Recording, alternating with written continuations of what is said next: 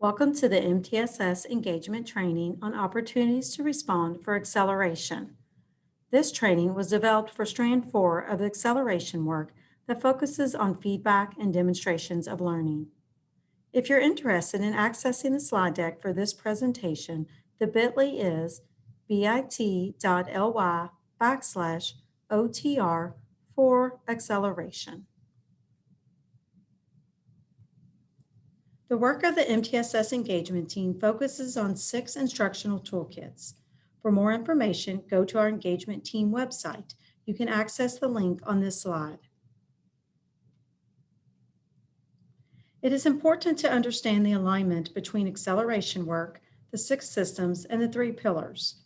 Opportunities to respond as a high-yield practice is part of the feedback practices, which aligns with systems 1 and 3 and all 3 pillars. Opportunities to respond is also a just-in-time support.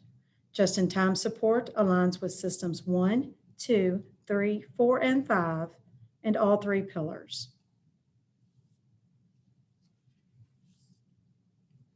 One of the cornerstones of our toolkit work is increased student engagement. Research identifies 5 different levels of engagement, which focuses on students' attention and commitment to the task or content, and we've shared them here.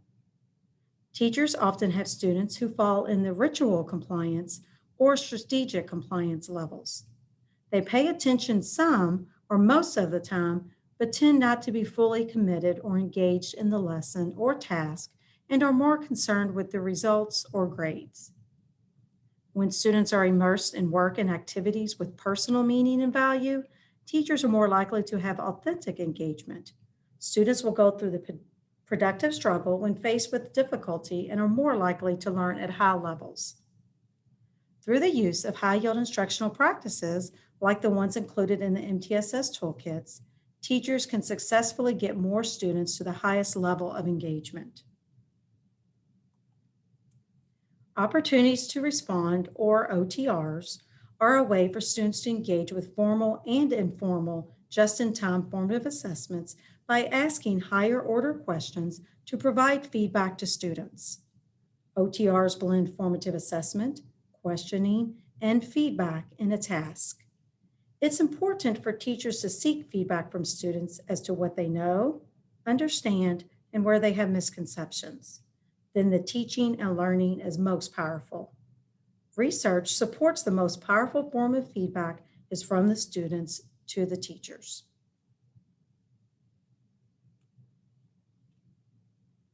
Today, we are going to give you a brief overview of the high-yield instructional practice, Opportunities to Respond, or OTR. An OTR is the interaction between a teacher's academic prompt and a student's response. The teacher asks a question or gives a prompt, and the student or students respond. The student response then allows the teacher to not only formatively assess student learning, but also provide specific feedback to the student.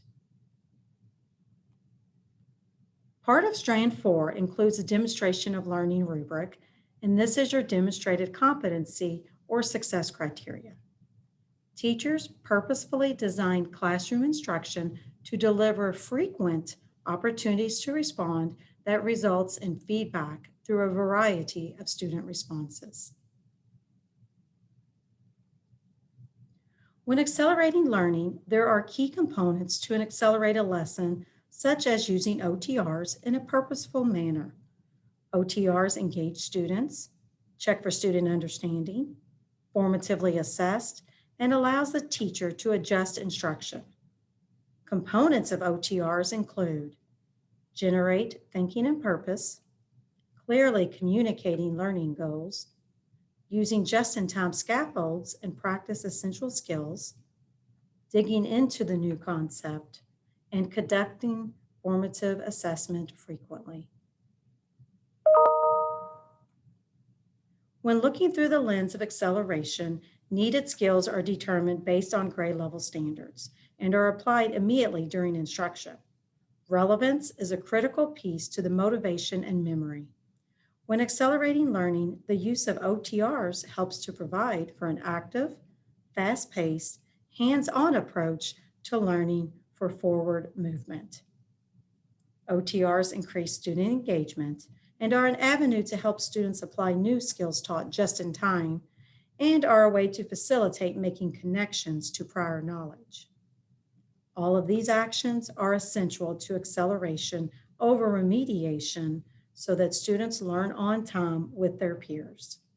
As you can see, OTRs are a powerful practice when planning for acceleration within core instruction. Why is it important to provide students with multiple opportunities to respond? OTRs allow teachers to cognitively engage students, ask questions of scaffold learning, formatively assess for understanding, clarify misconceptions, celebrate student successes, and elicit feedback. While students engage in purposeful talk, are given opportunities to productively struggle, demonstrate learning in many different ways, while providing feedback to peers and teachers, all of which is essential to accelerate student learning. If teachers are gaining this information and students are able to have these benefits, just think about the decrease in off-task and disruptive behaviors. So what does just-in-time acceleration with OTRs look like? It involves teaching to the level and rigor of grade level standards. It requires us to plan using questioning techniques connected to those grade level standards and pre-planned scaffolds for essential skills, having tools and representations ready. Utilizing a variety of types of OTRs will help you with this process and will facilitate just-in-time formative assessment during core instruction, which will help provide you with specific, immediate feedback and allow you to adjust instruction when needed. It is important to also consistently provide high-quality feedback to students that is aligned to the task and standard. When providing an OTR, there are a number of ways in which students can be asked to respond. They can be verbal, nonverbal, and written. They can include individual, peer-to-peer, or whole group responses. Let's take a look at OTRs in action. I'm going to read you a scenario. I would like for you to count how many times the teacher gives students an opportunity to respond. Also, think about the various strategies the teacher is using to get students to respond.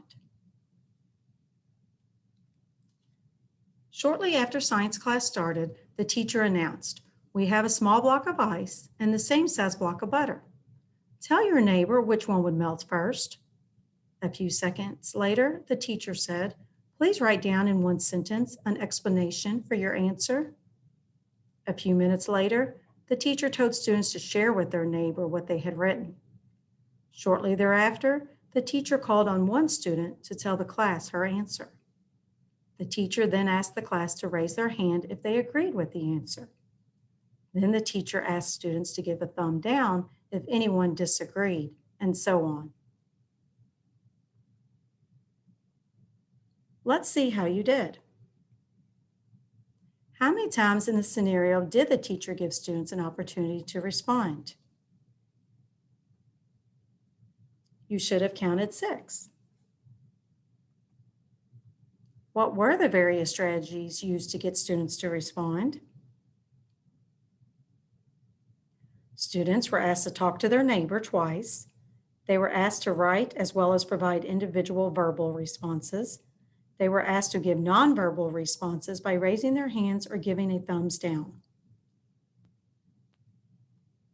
We have highlighted these opportunities to respond throughout the scenario.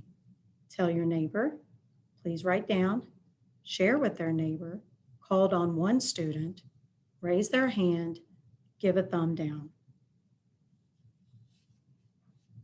There is a process that helps with successful implementation of OTRs. For any OTR, after asking the question or giving the prompt, one important step is to allow for sufficient wait time.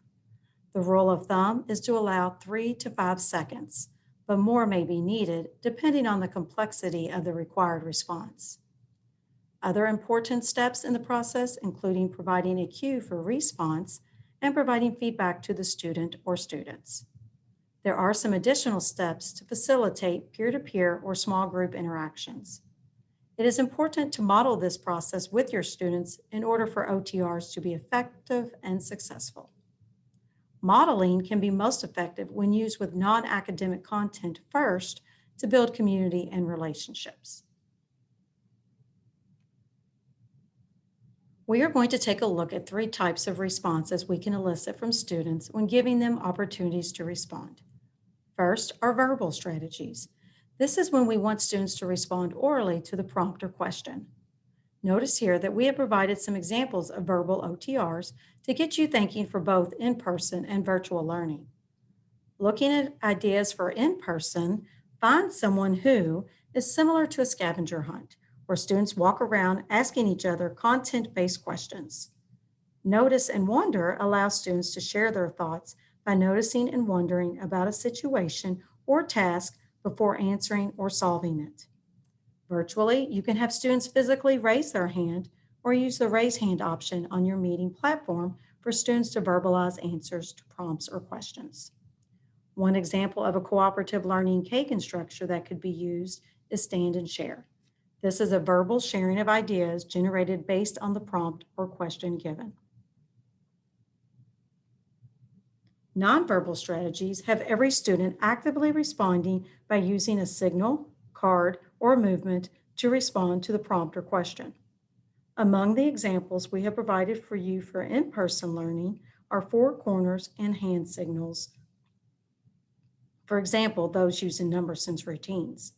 In 4 corners, students are given 4 answer choices, each designated to 1 corner. The students signal their answer by moving to the corner they choose for their answer. Notice that 4 corners can also be done in virtual learning.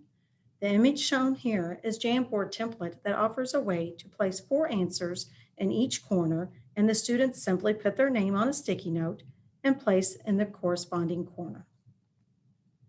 Another option that involves movement is hand signals. Students use their hands to signal where they are in the thought process during instruction. Article coding is a nonverbal OTR where students can code or annotate a text read to demonstrate their learning. Here, you would base the codes and meaning on the alignment with the standard being taught. Written opportunities to respond are the third way to elicit student responses. This is where students would be responsible to write their thoughts and answers based on the prompt or question. Some in-person examples include graffiti wall and jot thoughts. Graffiti wall operates like a silent conversation where the students respond to their answers on chart paper and then their peers respond to how they answer the prompt or question, giving feedback. For jot thoughts, students get a set of Post-its and are asked within a given time limit to come up with as many ideas to the prompt or question as possible. For the virtual learning environment, graffiti wall and jot thoughts can both be used within Jamboard with the sticky notes. Notice the image of the completed graffiti wall where 3 students posed their initial answer to the question and gave their peers feedback. Jot thoughts would work similarly in that they would use the interactive sticky notes to come up with as many ideas as possible.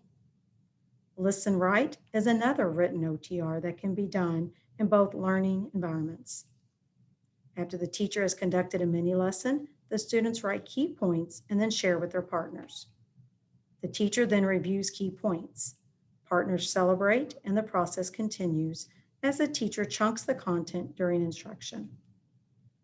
When planning for these or any opportunities to respond, remember it is best to introduce the new engagement strategy with non-academic content to model and let the students explore with the strategy in order to understand how it works prior to using content. Some OTRs encompass more than one type of response and more than one way to engage students. We have provided you with some additional OTR examples for both in-person and virtual instruction. Please click the underlined words that link to videos and/or directions for more information. When planning opportunities to respond, use high cognitive demanding questions and tasks that provide feedback to enter, move forward, reflect, or extend thought pathways.